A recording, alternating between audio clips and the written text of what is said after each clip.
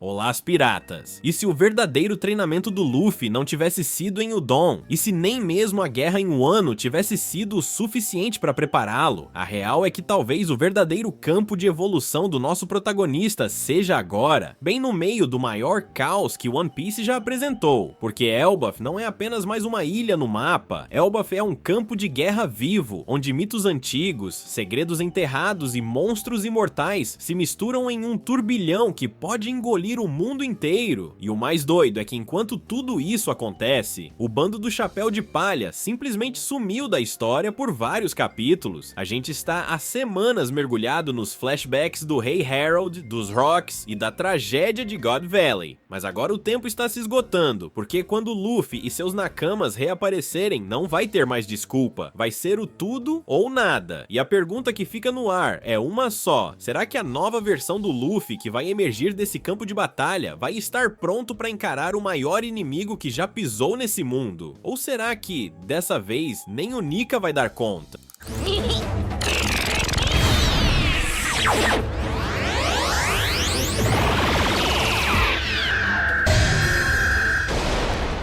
Elbaf virou um palco de tensão que ninguém esperava. A gente sempre ouviu falar da Ilha dos Gigantes como terra de guerreiros orgulhosos, de deuses nórdicos e batalhas lendárias. Mas agora, Elbaf está mergulhada num pesadelo. Hajrudin, que antes era símbolo de força e honra, agora vive um conflito que rasga ele por dentro. De um lado, a lealdade ao seu povo. Do outro, a verdade contada por ninguém menos que Scopper Gaban. Uma verdade que muda tudo. Porque, por muito tempo, os gigantes acreditaram que o príncipe Loki tinha traído o próprio pai, o rei Harald, e causado sua morte. Só que Gaban revelou que o verdadeiro responsável foi o governo mundial. A morte de Harald não foi um erro interno, foi execução política, foi retaliação por ele ter participado da missão secreta em God Valley para acabar com os piratas Rocks. E agora vem a dúvida que ninguém quer encarar: e se Loki for a única esperança real de Elbaf? Mesmo sendo odiado por todo o seu povo, mesmo sendo preso, calado e esquecido, por que para enfrentar o que está vindo, cavaleiros sagrados, monstros imortais e Imu-sama em pessoa, nem mesmo os Chapéus de Palha têm força suficiente? Hajrudin sabe disso, e talvez a única escolha que ele tenha seja libertar o cara que todos acreditam ser o traidor. E tem mais uma parada que ninguém está comentando: esses gigantes demoníacos que começaram a surgir, eles são estranhos demais para serem só experiências aleatórias. E se eles tiverem ligação com os próprios Rocks, e se forem de alguma forma criados a partir dos restos do sangue ou da linhagem dos piores criminosos da história? Elbaf não está apenas em guerra, Elbaf está prestes a se tornar o maior laboratório de destruição que esse mundo já presenciou. Imagina o seguinte cenário: Luffy no meio de Elbaf, cercado por criaturas gigantescas que não sentem dor, não sangram e se regeneram como se fossem imortais. Parece um pesadelo, né? Mas e se for exatamente esse inferno, o que ele precisa para evoluir?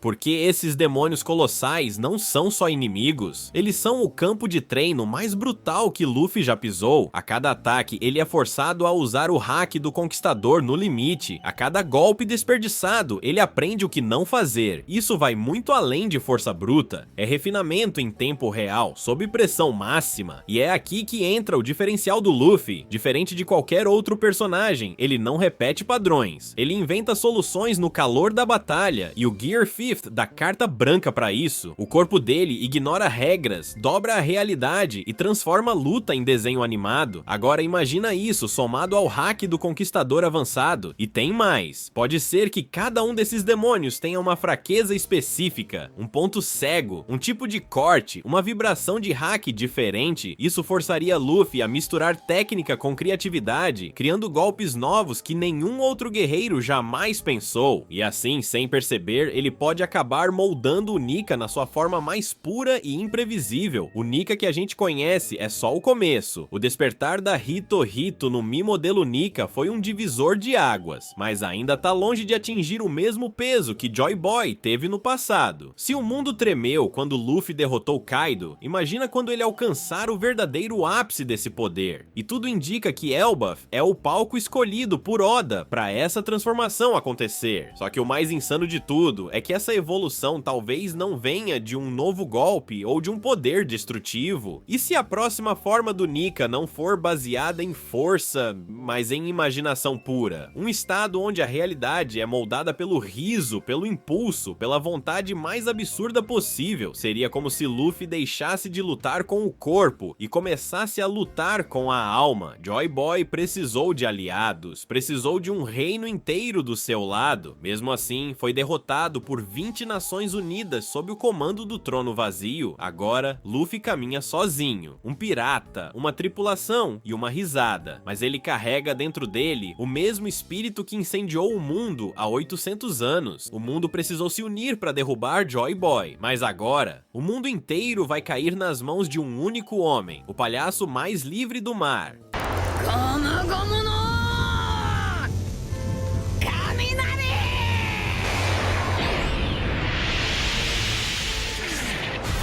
A guerra em Elbaf está insana. Monstros imortais, cavaleiros sagrados e Musama. É um cenário apocalíptico, mas se engana quem acha que esse é o fim. A real é que Elbaf é só o aquecimento, o ensaio brutal que vai preparar Luffy e seus aliados para o verdadeiro palco da destruição, Mary Geoise. É lá que o destino do mundo vai ser decidido, porque enquanto os chapéus de palha enfrentam o caos em Elbaf, os revolucionários já estão metendo o pé na porta da Terra Sagrada, abrindo caminho para um confronto direto contra os deuses do mundo. E lembra da profecia da Madame Shirley, aquela que dizia que Luffy destruiria a Ilha dos Homens Peixe? Muita gente acha que isso significa que ele vai afundar a ilha. Mas e se for o contrário? E se o que ele vai destruir não é a ilha embaixo, mas a que fica acima dela? A estrutura que separa o mundo que sustenta Mary Geoise e que simboliza o domínio absoluto dos dragões celestiais. Se o Nika é realmente capaz de realizar qualquer coisa que imaginar, então por que não destruir o próprio mapa do mundo? Luffy não vai só quebrar correntes, ele pode quebrar continentes inteiros, redesenhando a geografia do planeta e libertando todos de uma vez só.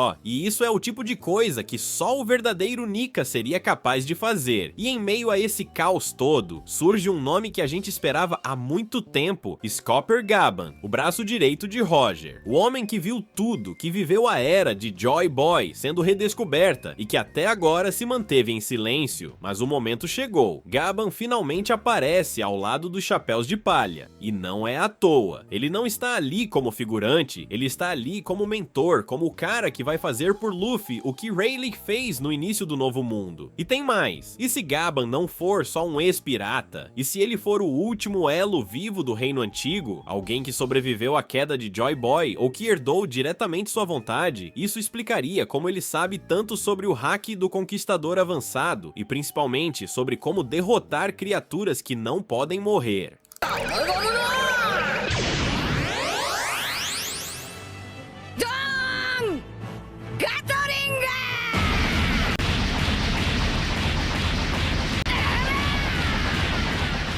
Se alguém pode preparar Luffy para enfrentar Insama, esse alguém é ele, porque não basta força bruta, é preciso entender a raiz do mundo para destruí-lo. Se você parar para pensar, o Gear 5 não foi despertado por vontade do Luffy, ele sequer sabia da existência do Nika, ou de que sua fruta era uma Zoan lendária, nunca ouviu falar em Ritmo da Libertação, ou em Tambores dos Deuses. Isso nunca fez parte do plano dele, a transformação simplesmente aconteceu. E aconteceu no momento mais simbólico possível, quando tudo parecia perdido e Kaido já o tinha matado. O que salvou o Luffy não foi sua resistência, nem seu hack, foi a consciência da própria Akuma no Mi. E sim, isso é algo confirmado na obra. Durante a conversa entre os Goroseis e o agente do CP0, eles revelam que nunca conseguiram pôr as mãos nessa fruta em 800 anos. Não porque ela é poderosa demais, mas porque ela literalmente escapa. Segundo eles, parece que essa fruta tem tem uma vontade própria. E isso muda tudo, porque se a Zoan do Nika tem uma consciência, ela pode escolher quando e com quem vai despertar. Não é o usuário que a ativa, é a fruta que se manifesta. Isso explica por que o Luffy só alcançou o Gear 5 naquele momento específico. Foi o Nika que acordou dentro dele. O Luffy foi apenas o meio, o receptáculo. O real despertar não foi do humano, mas do Deus que habitava dentro da fruta. Ou seja, o tambor da libertação não nasceu do Luffy, ele só começou a soar quando o Nika tomou o controle. Toda a liberdade, a risada, o poder absurdo, esses poderes não vieram de um treino ou de uma técnica, mas do próprio espírito da fruta se manifestando por completo pela primeira vez em séculos. Até agora, muita gente achava que o Gear 5 era o auge do Luffy, a tal forma do Deus do Sol, a reencarnação do Joy Boy, o escolhido para trazer a libertação. Mas e se essa for só a primeira fase? E se o Nika não for uma forma única, mas sim um caminho em constante evolução?